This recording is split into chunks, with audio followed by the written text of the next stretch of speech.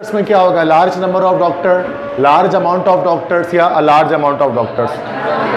बोलें, जोर से बोलें। ए ऑप्शन होगा, a large number of doctors. मतलब बड़ी, अब उसके बाद आगे कोई भी सेंटेंस चल सकता है।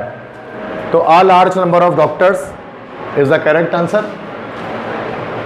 10 नेक्स्ट है, a 17 years old is not dash to election, is not old enough, enough old, as old enough, enough old as.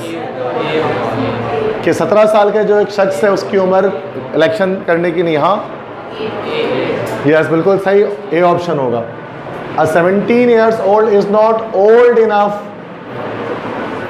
to election। मतलब ठीक है। 11th है, she is an dash women, extremely pleasant, extreme pleasant, extreme pleasantly, pleasantly extreme।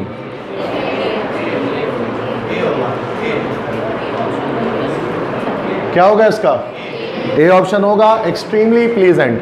चूँकि हमेशा adjective से पहले हमारे पास जो है वो एक्सट्रीमली एडवर्ब हमारे पास आता है। ठीक है, तो एडवर्ब हमेशा पहले आता है एडजेक्टिव से, तो एक्सट्रीमली प्लीजेंट ही हमारे पास हो गया। ठीक है, नेक्स्ट है, copy down the questions given at the end of dash.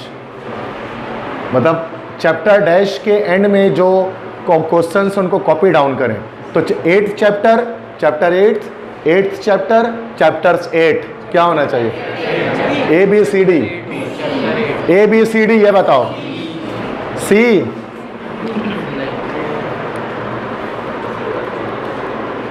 Yes, eight the end of 8th chapter, chapter 8th chapter या चैप्टर 8?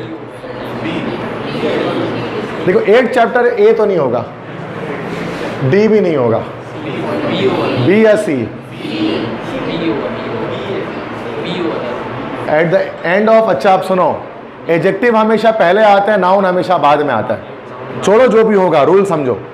नाउन हमेशा बाद में आता है, एडजेक्टिव हमें पहले। जैसे गुड बॉय, हम गुड बॉय लिखते हैं ना, बॉय गुड नहीं लिखते कभी भी। तो चैप्टर जो है ना, चैप्टर हमारे पास नाउन है और 8th हमारे पास एक एडजेक्टिव है। तो ये हमारे पास C ऑप्शन होगा, 8th चैप्टर। ठीक है, 8वां चैप्टर। तो ये हमारे पास नाउन है, ये हमारे पास एडजेक्टिव है। ये बेसिक ग्रामर का रूल है, कभी भी एडजेक्टिव बाद में नहीं आएगा नाउन के। ठीक है, तो इस रूल के लिहाज से याद रखें कि C क्यों है, at the end of 8th चैप्टर। ठीक है, नेक्स्ट 13 है, the rules are so dash that we feel like we have to lost our privilege. ये भी एक सेंटेंस कंप्लीशन है। रूल्स इतने डैश थे कि हमें ऐसा महसूस हुआ कि हमने अपने प्रिविलेजेस, मतलब हमने अपनी इमारत को खो दिया है। मतलब जो नए रूल्स बनाए गए वो इतने डैश थे कि हमें ऐसा महसूस हुआ कि हमने अपने प्रिविलेजेस को खो दिया है। Redundant, spacious, hectic, stringent.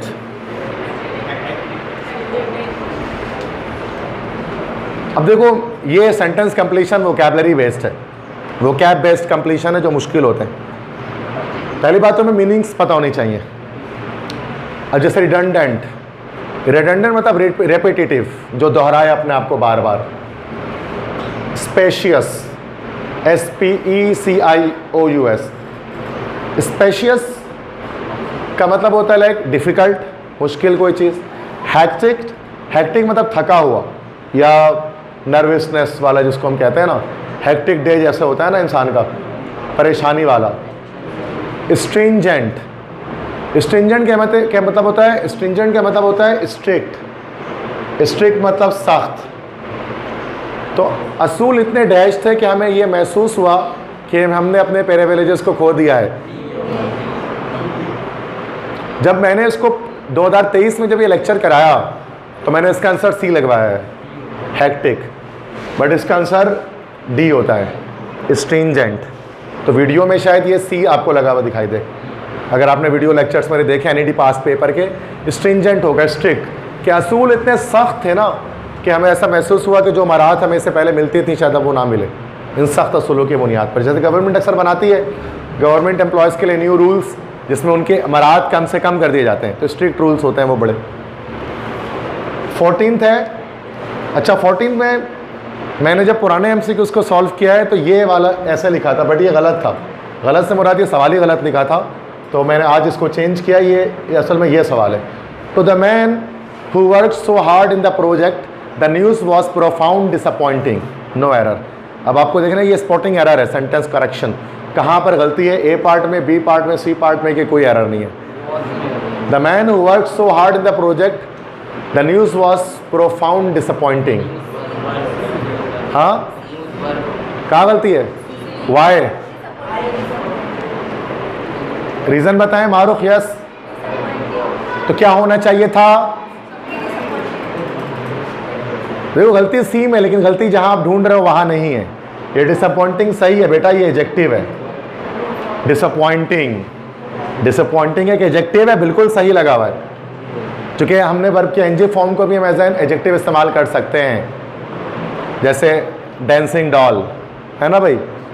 Disappointing कहते हैं ना, this news is very disappointing, कि ये खबर बहुत डिसअपॉइंटिंग है, तो ये एडजेक्टिव है, कोई वर्ब थोड़ी ना है. बस समझ में आ रही है? डिसअपॉइंटिंग वर्ब है, गलती यहाँ बिल्कुल भी नहीं है. एडजेक्टिव से पहले आता है एडवर्ब, ये एडवर्ब नहीं है, एल वाई होना चाहिए था. Profoundly disappointing. The news was profounding पूरी तरह से, the news was profoundly disappointing. और वैसे आपको एनईडी में सी पे ही लगाना था, लेकिन पता तो होना चाहिए ना कि गलत क्यों है. ठीक है, क्लियर है? चूँकि अगर यहाँ आप बच भी जाएंगे ना तो अगले सवाल में फंस जाएंगे, अगर आप इस तरह से सवाल को सॉल्व करना शुरू कर दें. तुक्का एक दो बार लगता है, बार बार नहीं लगता आपके पास. जुनैरा, यस, यू मे गो. ठीक है, ओके. नेक्स्ट क्वेश्चन में आते हैं. Sorry, okay. John Alcock's first complete flight across the Atlantic was an act of great reverence. तो ये जो ग्रेट है ना, इसकी जगह एक वर्ड सब्स्टिट्यूट करना है, इसी का मिलता जुलता. मतलब सॉरी, ग्रेट की जगह नहीं, एक्ट की जगह पर. सॉरी, एक्ट मतलब कोई काम, कोई कारनामा.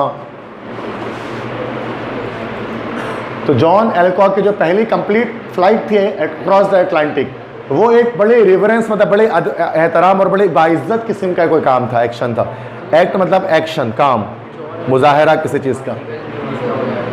अब यहाँ गलती, यहाँ पर एक्ट को यहाँ पर हमें कोई दूसरा वर्ड लिखना है, सब्स्टिट्यूशन नहीं है. अब देखो, ट्रेजिडी, ट्रेजिडी मतलब सानेहा, अलमिया, हादसा, लेमेंट मातम, सोग, नोहा. फीट मुजाहरा, किसी चीज़ को दिखाना, शो करना. फीट किसी चीज़ का मुजाहरा करना, डिमांड, मुतालबा. तो क्या होना चाहिए? सीना फीट, कि ये मुजाहरा था उनकी एक रेफरेंस का, एक्ट ऑफ रेफरेंस था. सही है, सी होना चाहिए. क्या? हाँ, तो ये ए और एन दोनों हो सकता है. 16th, the critics dash that the review dash publish in any book of English और अदर लैंग्वेजेस. क्रिटिक्स ने, अब ये दो डैश लगे हुए हैं, यू हैव टू करेक्ट के दोनों डैश में क्या सही होना चाहिए. बहुत आसान एमसीक्यूज है. दोनों डैश में क्या आना चाहिए, मतलब ए बी सी डी, कोई एक ऑप्शन आएगा. क्या होना चाहिए? डी. D option.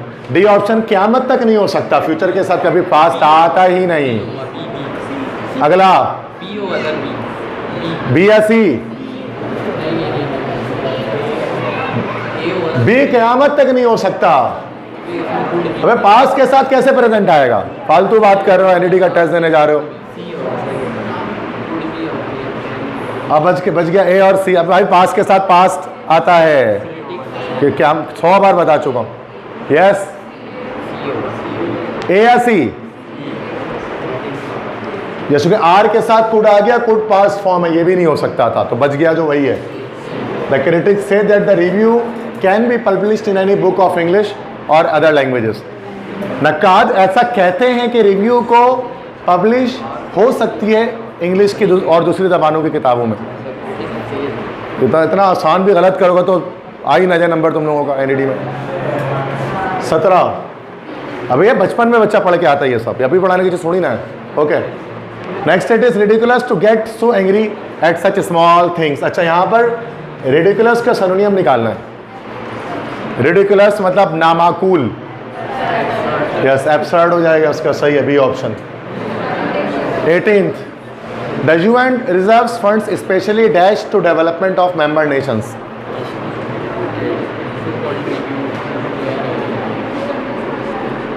हाँ सही, ओके बताइए।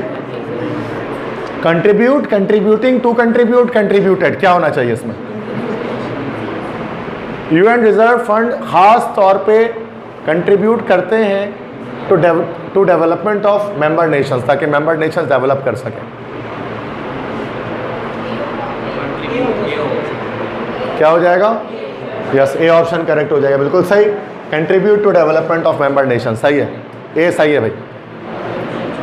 19 women should have the right to vote. अच्छा, ये सवाल जो है ना शायद 19th, ये अगले स्लाइड में आएगा। ये गलत 2023 में मैंने गलत लिख दिया था इसको, इस साल चेंज किया मैंने ये सवाल।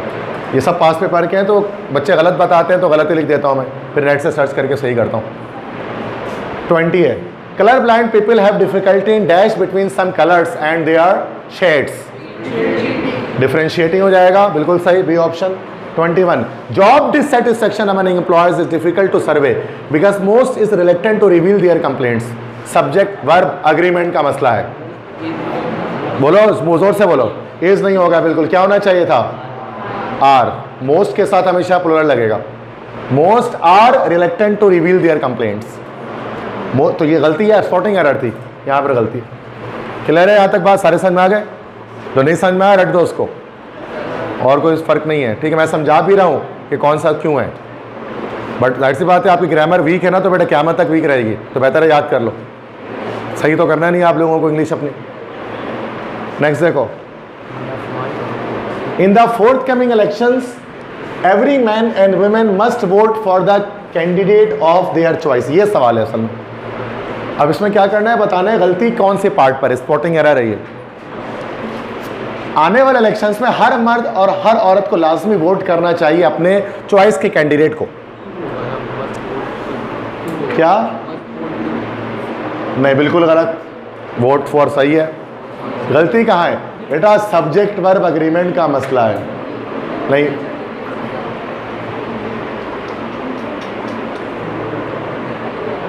मैं शायद नहीं बता सकते तुम लोग। देखो मैं बता देता हूं। एवरी जब आता है ना, एवरी मैन एंड वुमेन, तो इसका सेंस कैसा आता है? सिंगुलर, प्लूरल नहीं आता।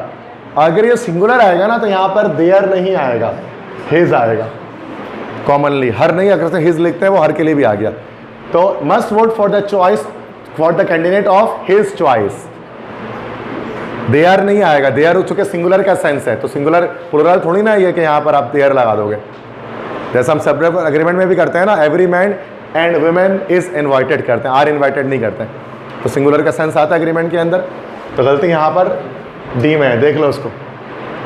देयर के वजह यहाँ पर हिज होना चाहिए, वैसे हर भी हो सकता था। ठीक है, क्लियर है यहाँ तक बात?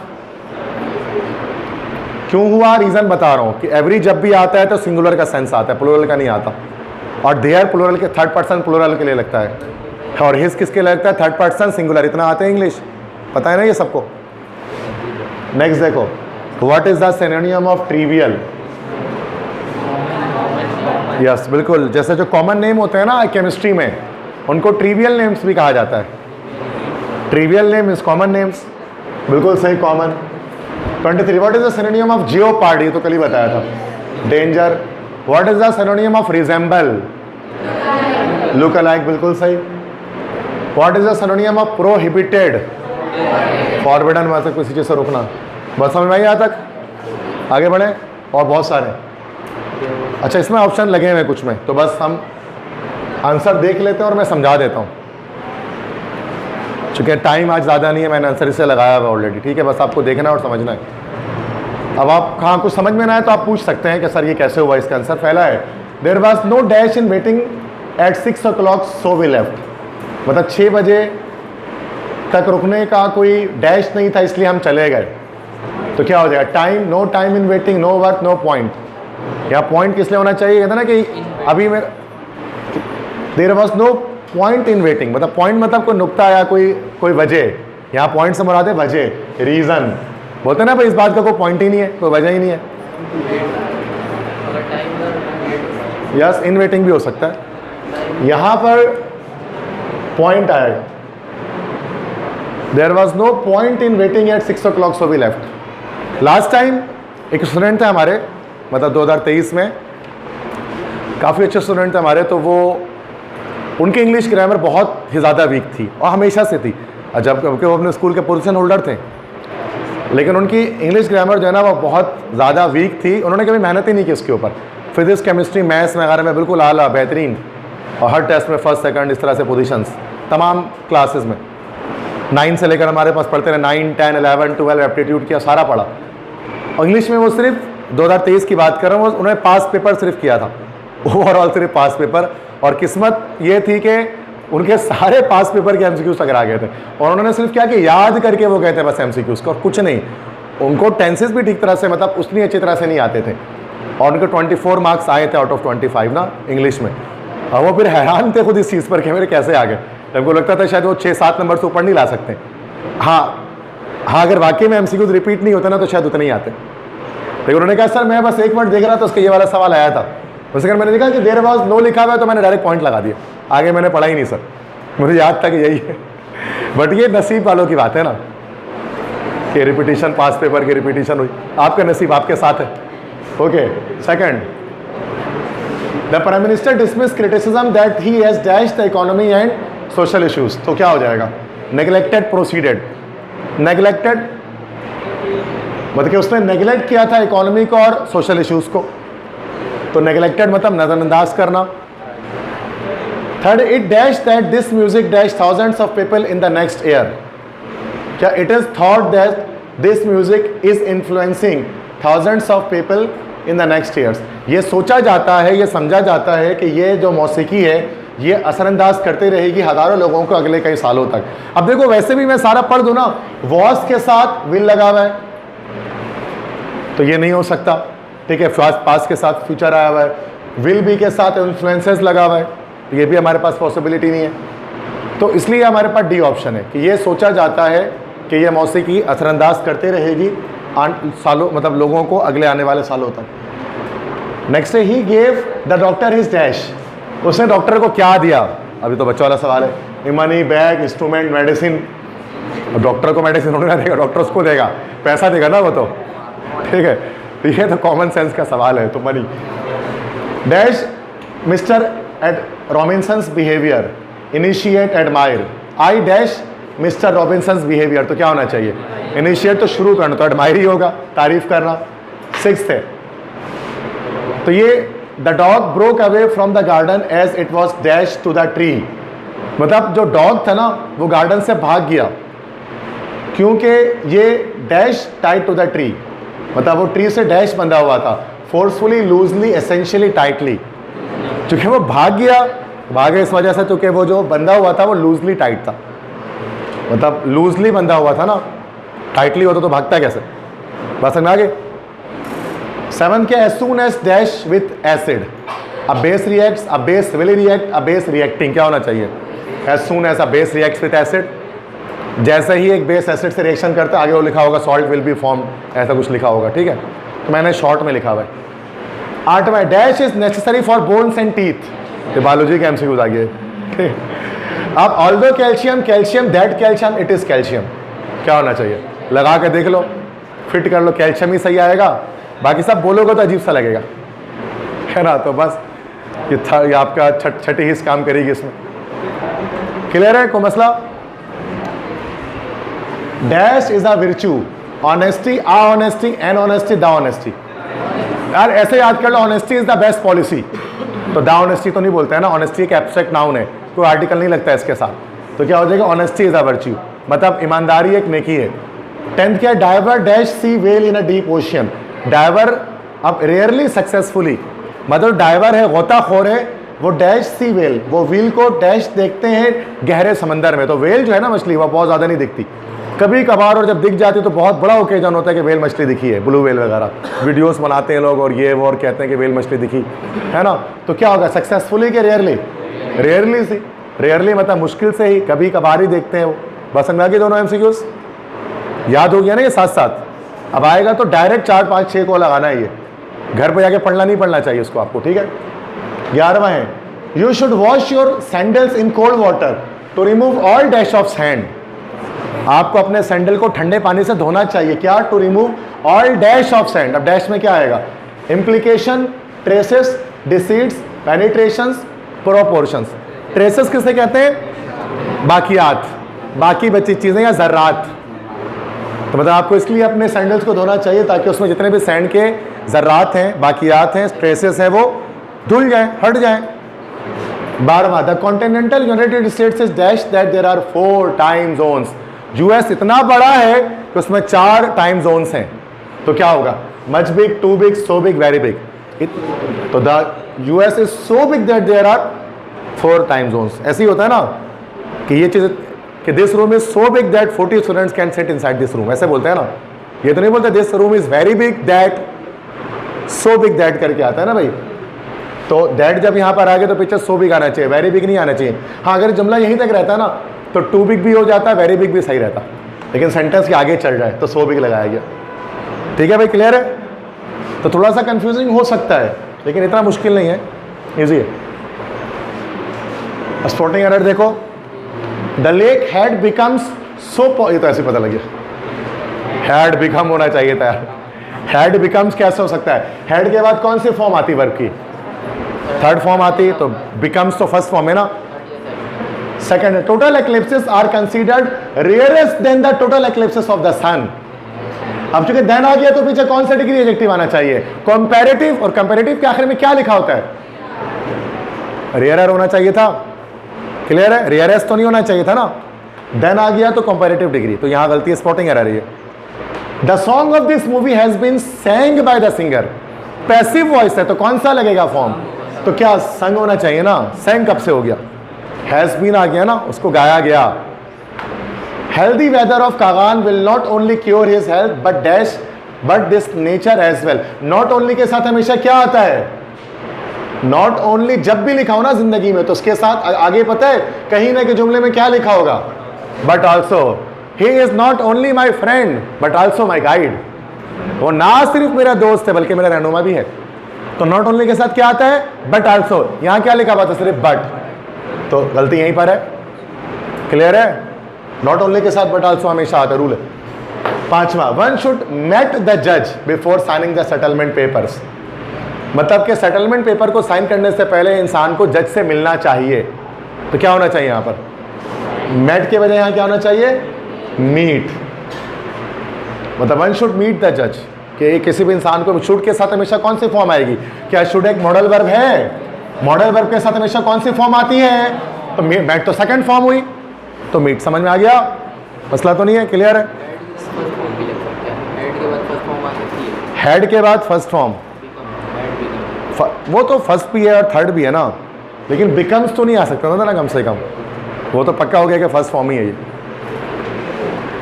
नेक्स्ट देखें, Henry Lee is always exploiting the situation to dash his wealth and fame.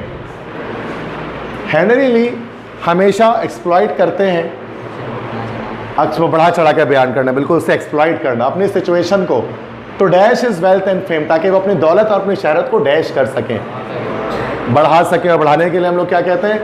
Aggravate. अच्छा, एग्जेजरेट का मतलब, एग्जेजरेट का मतलब भी तो यही होता है, बढ़ा चढ़ा कर बयान करना। दोबारा से सुनो, थोड़ा कंफ्यूजिंग एमसीक्यूज है, क्या पता मैंने गलत लगाया, देख लेते दोबारा से। तो ये मैंने लास्ट ईयर 2023 में सारे आंसर्स लगाए थे। अच्छा, इसके करेक्ट आंसर्स मिलते नहीं, जो बस मैंने बताया बस उसी को हम लोग लिख रहे होते हैं, चूँकि मिलते ही नहीं है इसके करेक्ट आंसर्स। तो क्या पता कोई एक आके एमसीक्यूज मैं इसको चेंज कर दूं दोबारा से पढ़कर।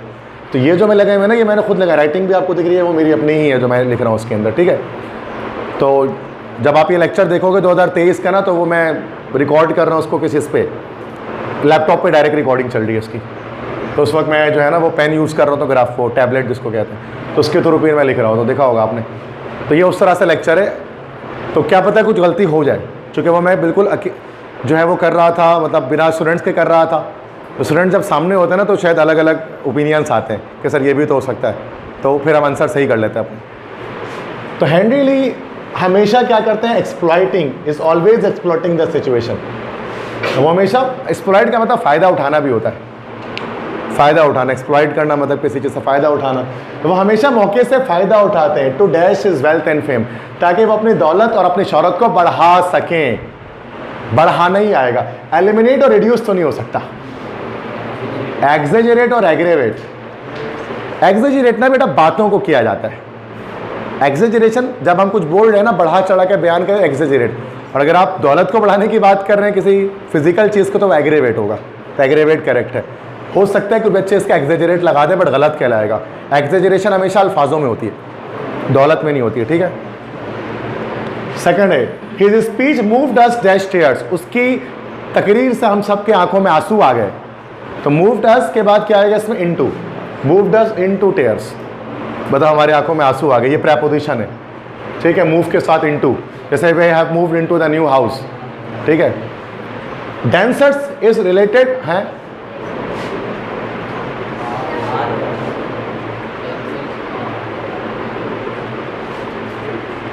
नो,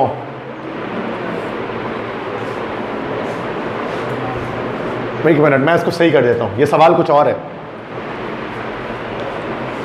अच्छा, ये इस तरह के सवाल ना पहले एनईडी में बहुत आते थे 2020 से पहले तक। इसको कहा जाता था एनालॉजी। मैंने ये लेक्चर भी एनालॉजी के भी डाला होगा। फास्ट के टेस्ट में आता है, बट एनईडी में अब नहीं आता।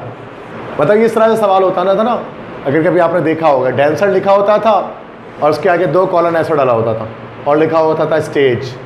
फिर इस तरह से कॉलन डले होते थे। अगर कभी आपने ये सवाल देखा है किसी एप्टीट्यूड टेस्ट में, मिनिस्टर और उससे 2 कॉलम बन के फिर ऐसे डैश डाला होता था। कभी अगर आपने ऐसे सवाल देखा, इसको एनालॉजी कहा जाता है, वर्बल एनालॉजी।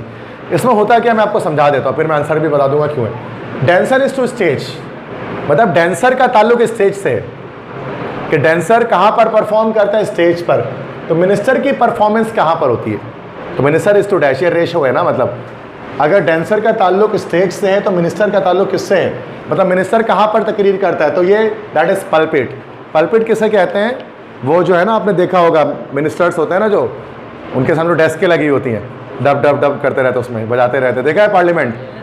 तो उसमें जो पल्पिट होता है ना, तो वो उनका वहाँ पर खड़े होकर वो तकरीर कर रहे होते हैं। असेंबली, पार्लियामेंट, स्टेट, पल्पिट में से यहाँ पल्पिट होगा, क्योंकि पार्लियामेंट तो बहुत बड़ा होता है ना, उसके अंदर जो डेस्क होता है असल में वहाँ पर वो तकरीर करते हैं, दैट इज़ पल्पिट, ठीक है।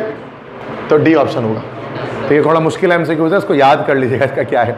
ये एनालिसिस अब आती नहीं है, एक सवाल है बस एनईडी के पूरे पास पेपर में ये वाला, वरना पहले 5-5 सवाल आते थे ये पल्पिट। चौथा, John dash is skills beyond everyone's expectations. John ने अपने स्किल्स को डैश किया दूसरों की तवक्कुआत से कहीं ज़्यादा। अब क्या कर दिया, डिक्रीज कर दिया, डिस्पाइस कर दिया, इम्प्रेस कर दिया। स्किल को कभी इम्प्रेस नहीं करते, इम्प्रेस हिज स्किल्स, ये तो नहीं हो सकता ना, स्किल को मुतासिर थोड़ी ना करते। सी तो हट गया। डिस्पाइस, डिस्पाइस का मतलब क्या होता है, डिस्पाइस का मतलब होता है धोखा देना, तो अपने स्किल्स को धोखा भी नहीं दिया जा सकता, डिस्पाइस नहीं। अब ए और डी, डिक्रीज्ड और इंक्लाइंड, देखो जो ये दोनों का मतलब होता है कम करना। जॉन ने अपनी महारतों को कम किया दूसरों के तवक्कुआत से कहीं ज़्यादा। अब इंक्लाइंड में झुकना है ना, इंक्लाइंड प्लेन जैसे झुका हुआ, ठीक है, दैट इज इंक्लाइंड। इंक्लाइनेशन का मतलब ये होता है किसी चीज़ का कम होना, डिक्लाइन होना। तो स्किल्स में जब हम बात करते हैं ना, तो स्किल्स के लिए हम लोग डिक्रीज इस्तेमाल नहीं करते। I have my skills are decrease नहीं, उसके लिए हम इंक्लाइन का वर्ड इस्तेमाल करते हैं। स्किल का कम होना मतलब स्किल का इंक्लाइन करना, ठीक है, या डिक्लाइन भी हो सकता है। वैसे इंक्लाइन का मतलब यहाँ पर शायद बढ़ाना है, सॉरी, हाँ डिक्लाइन मैंने गलत बोल दिया, सॉरी, दोबारा से सुन लें। डिक्लाइन मतलब होता है नीचे की तरफ आना, और इंक्लाइन का मतलब होता है ऊपर की तरफ जाना, इंक्लिनेशन, सॉरी। तो उसने अपनी स्किल्स को बढ़ाया दूसरों के तवक्कुआत से ज़्यादा, तो ये सब तो कम करने के मायने में आ रहा है ना, that's why inclined, okay sorry. तो ये इसका करेक्ट एक्सप्लेनेशन थी, सही है, बढ़ाने के मायने में आ रहा था जुमला, घटाने के नहीं। पांचवा है, some people use special knives only to dash some kinds of fruit. कुछ लोग इस्तेमाल करते हैं खास तरह की चाकू को कुछ तरह के फ्रूट को काटने के लिए। अब PEAR, देखो पेयर लिखा हुआ है चारों, ये जो पेयर है ये नाशपाती फल जो है, ये जो पेयर है इसका मतलब होता है कट करना, तो यही का आंसर हो गया। ये जो पेयर है जोड़ी वाला पेयर है ये, और ये पेयर का मतलब होता है ना झांकना, पेयर, ठीक है। तो सही क्या हो गया उसका, PARE, होमोफोन से, क्लियर है। PA जो कट नहीं लिखा उन्होंने ना, पेयर लिखा है, तो थोड़ा कन्फ्यूजन हो सकती है, तो PARE पेयर, ठीक है। अनलाइक द मिसलीडिंग, ये तो किया हुआ है, ये तो आईबी ग्रेड्स में भी था ना। द बायोग्राफी वॉज एक्यूरेट, याद आया कुछ? अगले सवाल पे आते हैं। Dash is very difficult profession for a lazy person as you are, कि डैश एक बहुत मुश्किल प्रोफेशन है तुम्हारी तरह के सुस्त इंसान के लिए। That copper mining, it is copper mining, although copper mining, copper mining. तो अब लगा लो तो कॉपर माइनिंग ही सही लगेगा, एक्सप्लेन करने वाली बात ही नहीं है, सही है। बाकी लिखोगे तो सही जुमला लगेगा नहीं, पढ़ के देख लो एक बार, सही है। Copper mining is very difficult proportion for a lazy person as you are. Next, prices of the bike can run dash $250। तो जो बाइक की प्राइस है वो $250 तक बढ़ सकती है। तो as high so high too, as high as so high as, as high too, तो ये हो जाएगा एज हाई एज $250, मतलब $250 जितनी वो बढ़ सकती है, तो एज हाई एज, ठीक है। 9th है, get the bus at the stop dash the station, मतलब स्टॉप पर, मतलब स्टेशन पर जो है स्टॉप है वहाँ पर आप बस पे चढ़ो। On stop, get the bus at the stop, on the station, through the station, over the station, in the station. तो स्टॉप, ओवर द स्टेशन, मतलब जो स्टॉप स्टेशन पर है वहाँ से तुम बस पकड़ लो, तो यहाँ पर होना चाहिए क्या भाई? ओवर, सही है। क्लियर है यहाँ तक बात? ये चीज़ों को एज इट इज़ याद कर लें, इन एमसीक्यूज़ को। रिपीट होता तो सारे आ जाएंगे इनमें से। नेक्स्ट क्या है? द सेंसेशन, ये वाला भी क्या हुआ है? सेंसेशन वाला याद है आईबी ग्रेड्स का? अनप्लीजेंटनेस, ये तो नहीं बता रहा। अगला, the argument is hardly relevant to our discussion, ये जो आर्ग्यूमेंट है ये हार्डली रेलेवेंट है हमारे डिस्कशन में। अच्छा, जब ये आईबी ग्रेड्स के पेपर के अंदर क्या आता है, इसके ऑप्शंस गलत थे, हमने कुछ और लिखा था, इंपॉर्टेंट या ऐसा कुछ लिखा था। इसका आंसर असल में होगा पर्टिनेंट, मुनासिब जिसको हम कहते हैं। पर्टिनेंट मतलब मुनासिब। ये आर्ग्यूमेंट हार्डली मुनासिब है हमारे डिस्कशन के लिए, रिलायबल नहीं होगा। चेंज थे, और लेकिन असल ऑप्शन जो एनईडी में आता है वो ये आता है, पर्टिनेंट, ठीक है। तो देख लें, ऐसा नहीं कि आप कंफ्यूज हो जाएं। 12th, dash like to go to the grocery store, तो हैव पीपल इन कंट्री या do your country people, do your country people like to go to the grocery store, सही है। ए वाला तो नहीं लग सकता था, सही है। एक और स्पॉटिंग एरर है, ये वाला तो किया हुआ है ना। After he had run for half a mile he pass the stick to the next runner, याद है ये वाला? क्या होगा इसमें? रन की जगह पर रन होगा, क्योंकि हेड के बाद कौन सी फॉर्म आएगी? थर्ड फॉर्म आएगी। क्लियर है ना भाई? Next, the idea for the air supported plastic structure have come from an aeronautical engineer in 1945।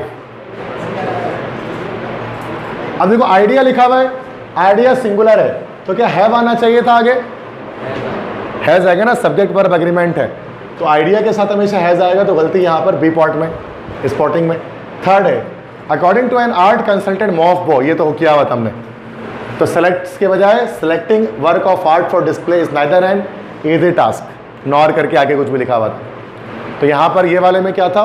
Selects नहीं होगा, क्या होगा? सेलेक्टिंग होगा, selecting works of art for display. याद है ना, ये भी आईबी ग्रेड्स का ही है ये वाला, ठीक है। सही है, तीनों समझ में आ गए?